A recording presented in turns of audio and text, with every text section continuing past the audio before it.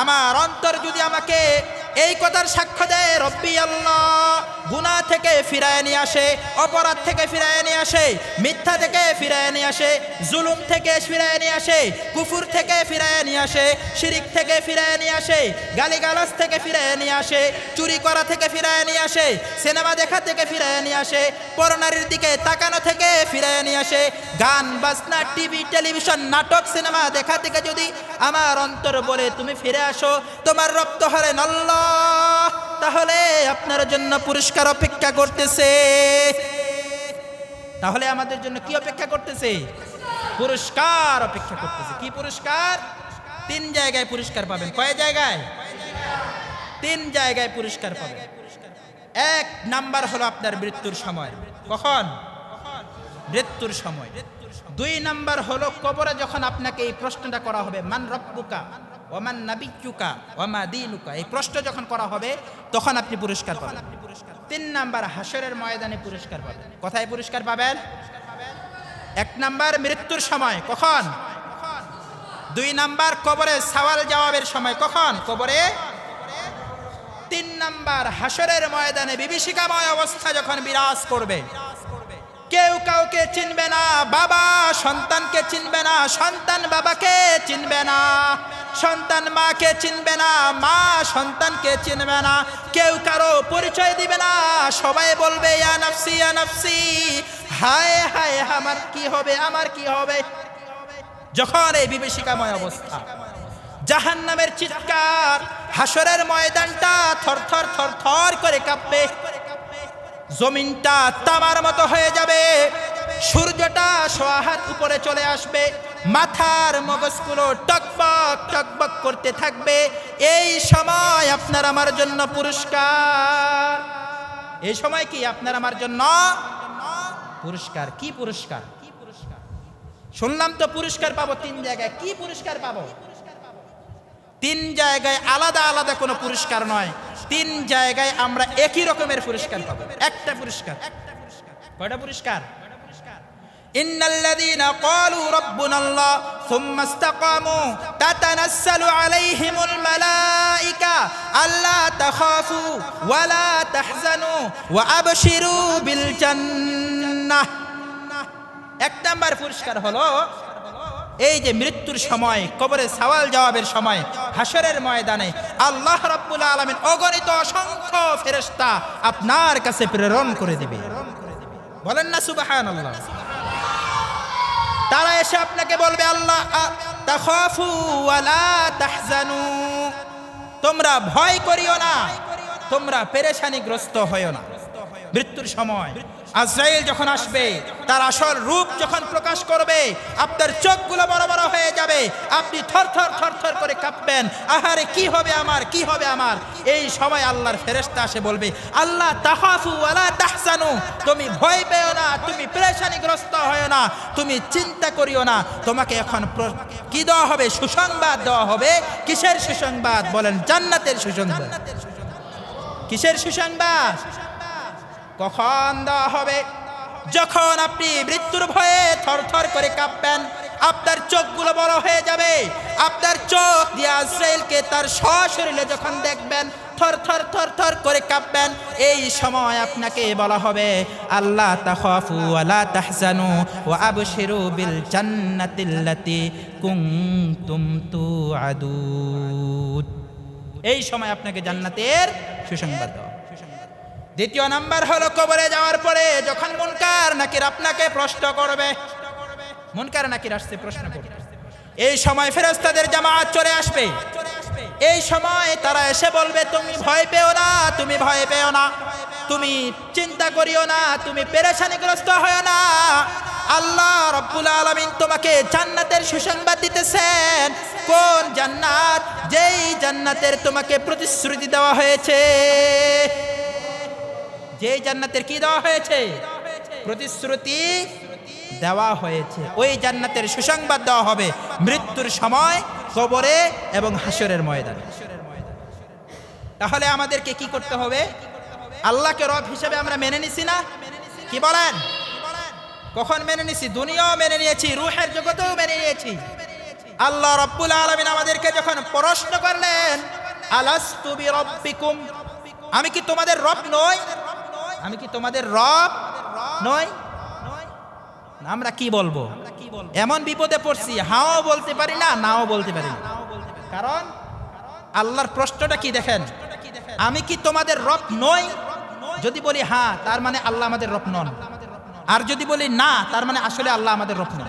হ্যাঁ বললেও বিপদ, না বললেও বিপদ। এই সময় কি বলবে, কে প্রশ্নের উত্তর দিবে?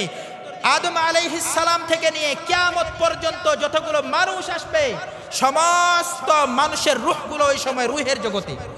আল্লাহ রাব্বুল আলামিন সবাইকে সামনে নিয়ে প্রশ্ন করলেন, আলাস্তু বিরাব্বিকুম, আমি কি তোমাদের রব নই? কে উত্তর দিবে, কি উত্তর হবে, কেউ কিছু জানে না। এই সময় একজন মানুষ কণ্ঠকে উঁচু করে বলে দিয়েছে, বালা। যে মানুষটা বলেছিলেন, ওই মানুষটা দুনিয়ার সাধারণ কোনো মানুষ নয়, তিনি হলেন আপনার আমার কলিজার টুকরা হযরতে মুহাম্মদুর রাসূলুল্লাহ সাল্লাল্লাহু আলাইহি ওয়াসাল্লাম। তিনি বলেছেন, হ্যাঁ বললো বিপদ, না বললো বিপদ। কি বলবে? তিনি বলে দিয়েছেন, আলাস্তু বিরাব্বিকুম ক্বালু বালা। আল্লাহ প্রশ্ন করলেন, আমি কি তোমাদের রব নই? আমাদের নবী হুজুরে পাক সাল্লাল্লাহু আলাইহি ওয়াসাল্লাম উত্তর শিখিয়ে দিলেন, বালা। কেন নয়? অবশ্যই আপনি আমাদের রব। অবশ্যই আপনি আমাদের কি? রূহের জগতেও স্বীকৃতি দিয়েছি, দুনিয়াতেও বলতেছি আল্লাহ আমাদের হায়াত দিয়েছেন, জীবন দিয়েছেন, রিজিক দিতেছেন। কিয়ামত মৃত্যুর আগ পর্যন্ত আমাদেরকে হাজার হাজার নিয়ামত দান করবেন। তিনি কে? আল্লাহ। এখন শুধু আমাদের আরেকটা কাজ বাকি আছে, সেটা হলো এটার উপরে আমাদেরকে অটল অবিচল থাকতে হবে। এটার উপরে আমাদেরকে কি থাকতে হবে? অটল অবিচল থাকতে হবে। দুনিয়ার মায়ায় পড়ে, দুনিয়ার মহব্বতে পড়ে আল্লাহকে ভুলে যাওয়া যাবে না। দুনিয়ার 2 টাকার লোভে মানুষকে ধোঁকা দেওয়া যাবে না, মিথ্যা কথা বলা যাবে না, গীবত শিকায়েত করা যাবে না, ভাই ভাইয়ের সম্পত্তি অন্যায়ভাবে ভক্ষণ করা যাবে না, বোনের সম্পত্তি থেকে তাকে বঞ্চিত করে নিজে ভক্ষণ করা যাবে না, সুদে টাকা লাগানো যাবে না, ঘুষ খাওয়া যাবে না, অন্যায় অপরাধ করা যাবে না। যেই সময় আমি অন্যায় অপরাধ করব, ওই সময় আমার অন্তরের মধ্যে সাক্ষী দিবে, আল্লাহ আমার রব। আমাদের রব কে? যদি আল্লাহকে রব হিসেবে মেনে নিয়ে আমরা আমাদের জীবন চালাইতে পারি, তাহলে কি হবে জানেন? একটা ঘটনা বলি আপনাদেরকে। একটা গরু আর একটা বাঘ, একটা গরু একটা বাঘ। গরু ঘাস খাইতেছে, হঠাৎ করে পিছন থেকে একটা বাঘ আক্রমণ করছে। দৌড়াইতে দৌড়াইতে দৌড়াইতে দৌড়াইতে বাঘ গরুকে তাড়া করছে, কোথায় যাবে কোথায় যাবে। দৌড়াইতে দৌড়াইতে এক পর্যায়ে গরু কোথাও জায়গা খুঁজে না পেয়ে তিনি একটা পুকুরের মধ্যে নেমে পড়েছেন। কোথায়? এমন একটা পুকুর, যেই পুকুরটার মধ্যে সবেমাত্র পানি শুকায় গেছে, কিন্তু কাদা এখনো শুকায়নি। মাত্র পানি শুকায় গেছে, কিন্তু কাদা এখনো। গরুটা কোনো মতো করে, অনেক কষ্ট করে এই কাদাগুলো দিয়ে আস্তে আস্তে করে কষ্ট করে পুকুরের মাঝখান পর্যন্ত গেছে, কিন্তু বাঘ অত দূর পর্যন্ত যেতে পারে না। কারণ গরুর পা একটু লম্বা বেশি, আর বাঘের পা একটু খাটো বেশি। দ্বিতীয় নম্বর কথা হলো, গরু কাদতে চলে অভ্যস্ত, বাঘ তো কখনো কাদতে চলে নাই। বুঝছেন কি না? এজন্য গরু মাঝখান পর্যন্ত চলে গেছে, কিন্তু বাঘ মাঝখান পর্যন্ত যেতে পারেনি। একটু পরে গরু পিছনের দিকে তাকায় তাকায় হাসে। বাঘ বলে, কি হলো? নিজেও বিপদের মধ্যে পড়লা, আমাকেও বিপদের মধ্যে ফালাইলা, তুমিও সেখান থেকে মুক্তি পাবা না, আমিও আর এখান থেকে মুক্তি পাবো না। গরু হাসে আর বলে, না না না, আমি বিপদে পড়ি নাই, তোমাকে বিপদে ফালাইছি। আমি কি পড়ি নাই? বিপদে পড়ি নাই, তোমাকে বিপদে ফালাইছি। কিভাবে? কয়, তোমার তো কোনো মালিক নাই, আমার একজন মালিক আছে। তোমাকে কেউ খুঁজবে না, আমাকে একজন খুঁজবে, আমাকে খুঁজতে খুঁজতে পুকুরে এসে নিয়ে যাবে, আর তোমাকে লাঠি দিয়ে পিটাইতে পিটাইতে মেরে ফেলবে। কি বলেন ঠিক না? গরুর কি আছে? মালিক আছে। বাঘের মালিক আছে? বাঘরে কেউ খুঁজবে? কেউ খুঁজবে না। গরুকে তার মালিকে খুঁজবে, খুঁজতে খুঁজতে খুঁজতে খুঁজতে পুকুরে যখন পাবে, এখান থেকে মালিক যত কষ্টই হোক না কেন গরুটাকে বাসায় নিয়ে যাবে। কিন্তু বাঘটাকে কি করবে? লাঠি দিয়ে পিটাইতে পিটাইতে কি করবে? মেরে ফেলবে। এরকম হলো আমরা। আমরা যদি আল্লাহকে রব হিসেবে মেনে নিতে পারি, আল্লাহকে যদি রব হিসেবে মেনে নিয়ে জীবন পরিচালনা করতে পারি, তাহলে আমাদের জীবনও ভয় নাই। আমাদের জীবনে কি নাই?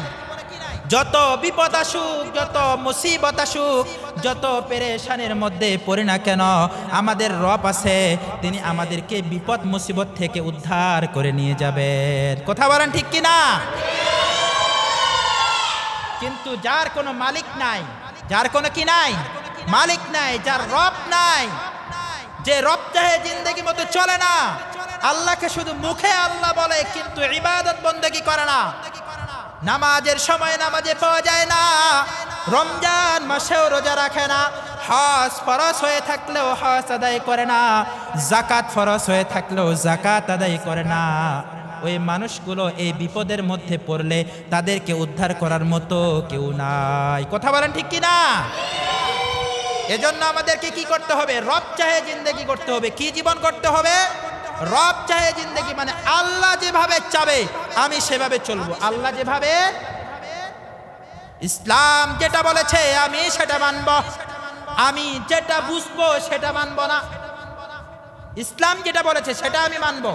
আল্লাহ কি বলেছেন, রসুল কি বলেছেন, সাহাবায়ে কেরাম কোনটার উপরে আমল করেছেন, ওলিয়া উলিয়াগণ কি বলেছেন, মুফাসসিরিনে কেরাম, মুহাদ্দিসিনে কেরাম তিনারা কি বলেছেন, তিনাদের গুলো আমল করতে হবে, নাকি আমাদের মাথায় যেটা বুঝে আসবে সেটা? কোনটা আমল করতে হবে? রসুলের সুন্নাহ যেটা হবে। কোনটা আমল করতে হবে? রসুলের সুন্নাহ।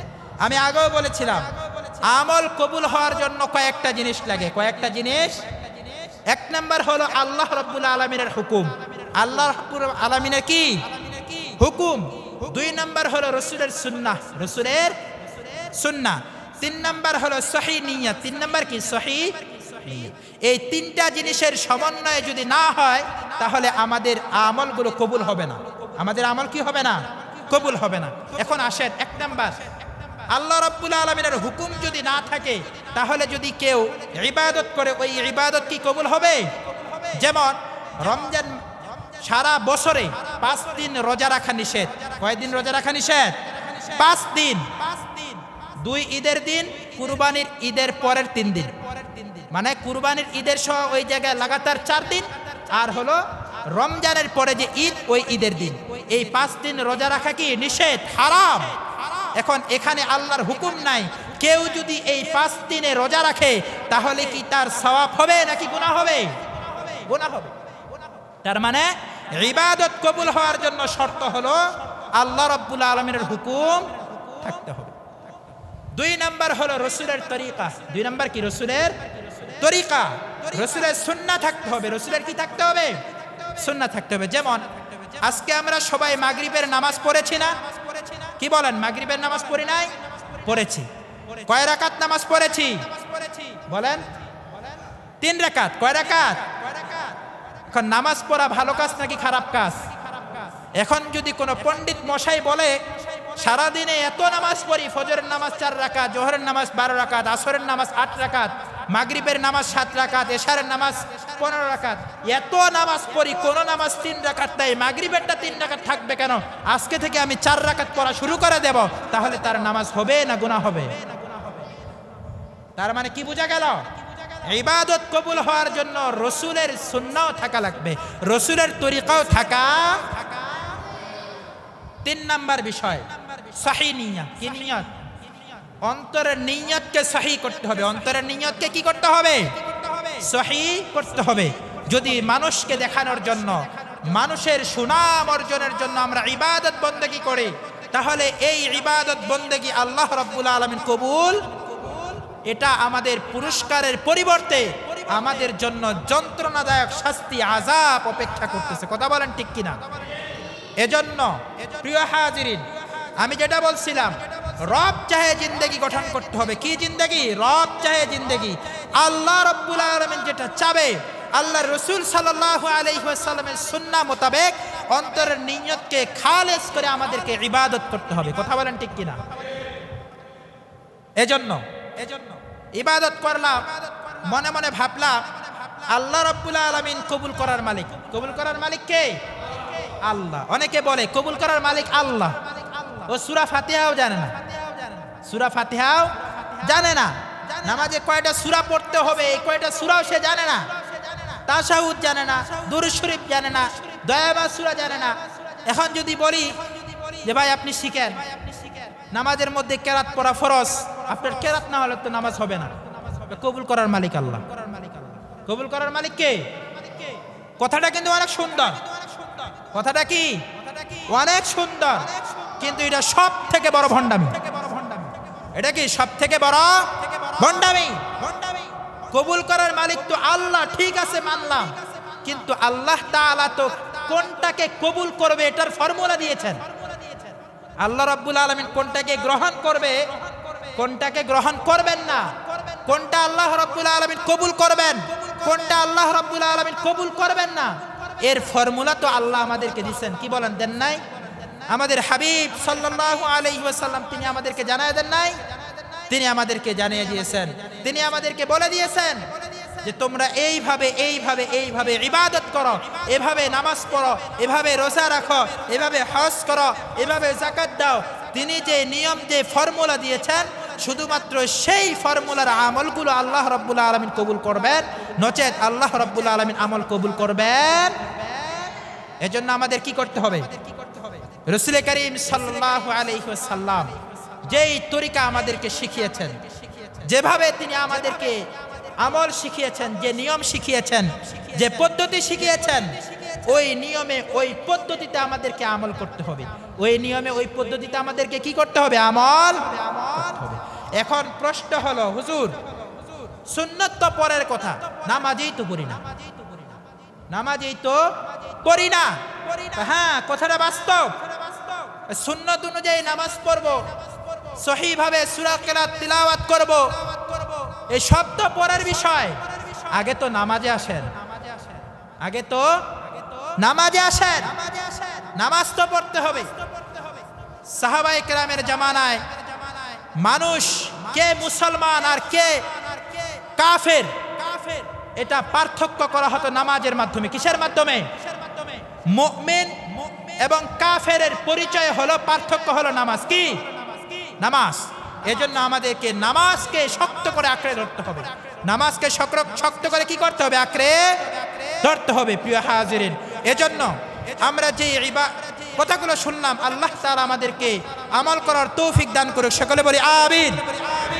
নারায়ে তাকবীর, নারায়ে তাকবীর। প্রধান বক্তার আগমন, প্রধান বক্তার আগমন, সাইফুল্লাহ সাহেবের আগমন। নারায়ে তাকবীর।